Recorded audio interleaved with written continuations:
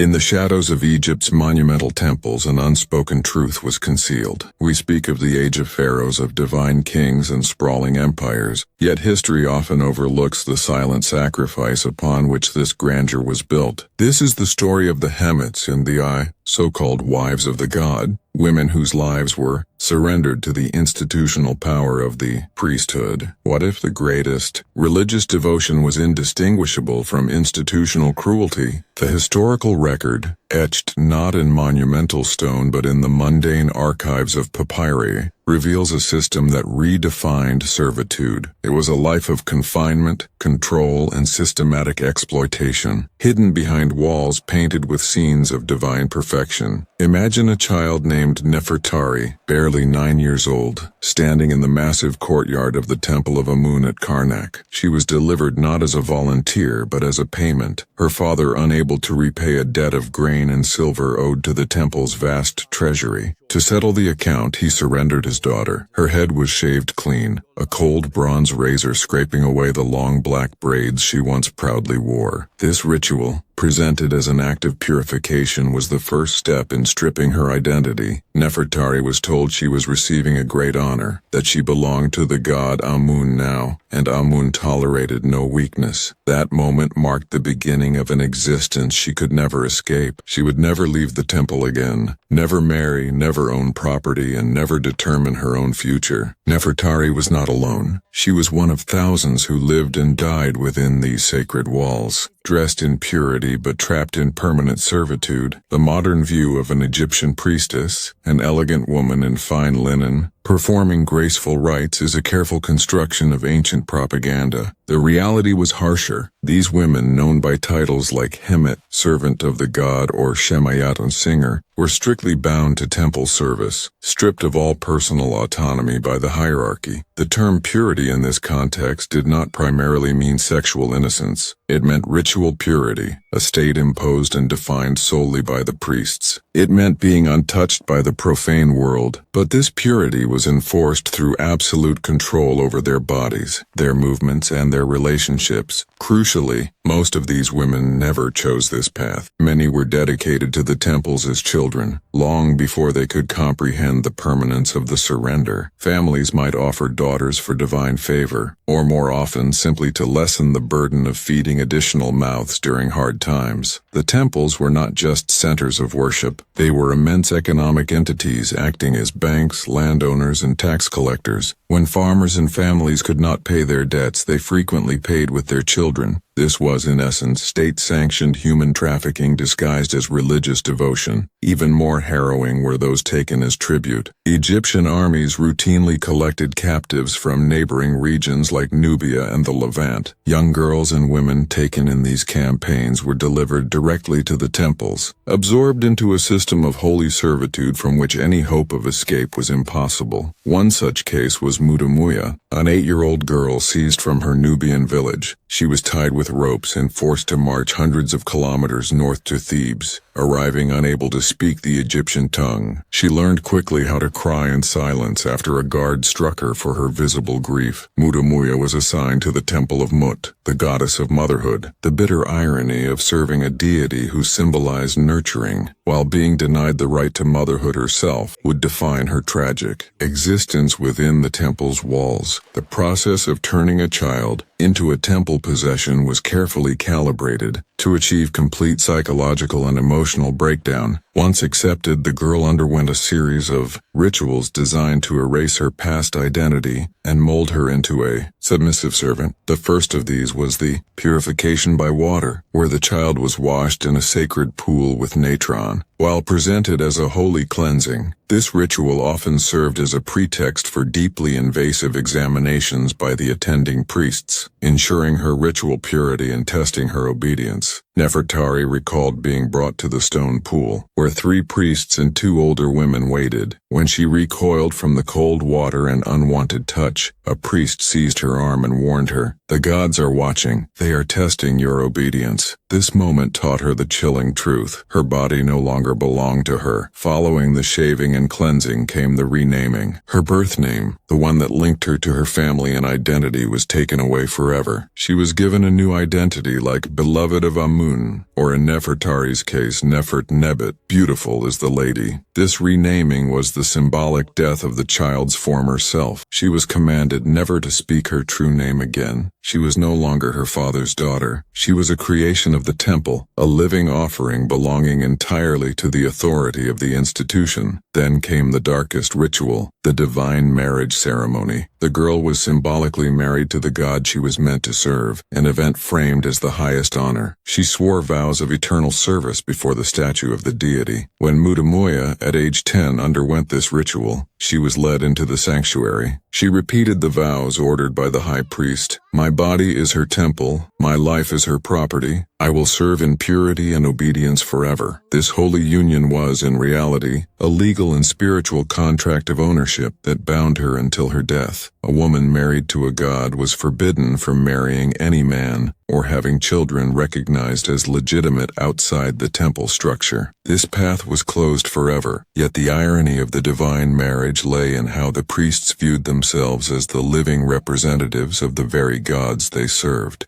Life inside the temple was a meticulous regimen of isolation and control. Women woke before dawn in communal dormitories. Privacy was non-existent, and silence was the rule. The women were strictly forbidden to speak unless spoken to, a restriction meant to sever human connection and prevent any formation of friendship or trust. Their days were spent in monotonous labor, disguised as holy service, weaving cloth for the temple, grinding offerings, or endlessly cleaning the sanctuaries. The silence, however, was the most effective tool of oppression, making them surrounded by people yet completely alone. Surveillance was absolute. Their movements were restricted and contact with their families was forbidden. The women were subjected to regular, deeply invasive inspections by priests to ensure their ritual purity, forcing many, like Nefertari, to disconnect their minds from their bodies to endure the violations. The ultimate act of control involved the designation of some women as wives of the god, who participated in rituals known as sacred unions, and these ceremonies, described in inscriptions with flowery metaphorical language, claimed to reenact divine myths to ensure the fertility of Egypt. The horrific truth behind the ritual was this: high-ranking priests claimed to physically embody the god during these events. Donned in divine garments and masks, they declared that their actions represented the deity working through them, warning the selected women that resistance would incur divine wrath. These were not holy unions. They were acts of coercion, encounters between powerful men and women indoctrinated from childhood to believe their bodies belonged to the gods. When Nefertari was selected for her first sacred union at age 14, she was told she would receive Amun's blessing. In the thick incense of the inner sanctuary, the high priest, his face hidden, instructed her to submit. When she instinctively recoiled, the priest nearby reassured her that it was the god's will, warning that refusal was blasphemy. What followed was a violation, recorded simply as a successful sacred union. Even more damning was the consequence. Some women conceived children through these acts. These children were officially declared blessed, yet they served as undeniable proof of the temple's systemic abuse. Daughters were raised to continue the cycle of service, and sons were trained to join the priesthood. At 16, Nefertari found herself pregnant. She gave birth to a daughter, whom she was allowed to care for only until the child was weaned. Then the little girl was taken away to begin her own temple training. Doomed to endure the same breaking process as her mother, Nefertari returned to her duties, seeing her daughter only from afar in the temple corridors, forbidden to speak to her, or even acknowledge her existence. Watching her own child swallowed by the same system was the cruelest punishment the institution could devise. Resistance, though crushed swiftly, occasionally flared. Those who defied the hierarchy suffered what the records call Dedication to the desert, abandonment beyond the temple walls, left to die slowly from exposure in the elements. A terrifying public lesson for all others. A woman named Renutma